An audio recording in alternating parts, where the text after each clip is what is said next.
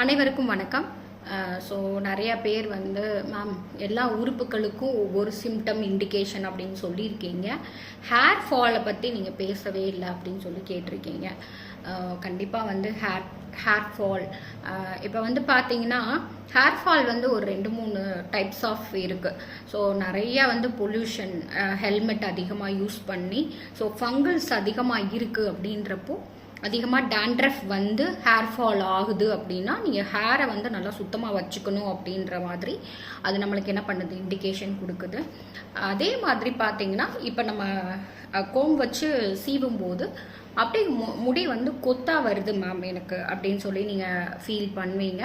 So இந்த மாதிரி இருந்தால் கண்டிப்பாக வந்து நம்மளோட கிட்னி எனர்ஜி வந்து ரொம்ப வீக் ஆகிட்டுருக்கு அப்படின்றது தான் நம்மளுக்கு என்ன பண்ணுது, இண்டிகேஷன் கொடுத்துட்ருக்கு. சரி, நல்லா நோட் பண்ணிங்கன்னா தெரியும்.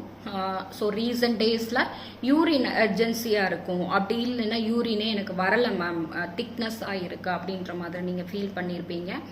இந்த மாதிரி யூரின் சம்மந்தமாக ஏதோ ஒரு பிரச்சனை வந்து உங்களுக்கு காட்டிகிட்டே இருந்திருக்கும். ஃபார் எக்ஸாம்பிள் பார்த்தீங்கன்னா ஏதோ ஒரு பெயினுக்காக நீங்கள் டேப்லெட்ஸ் ரொம்ப நாள் எடுத்திருக்கலாம்.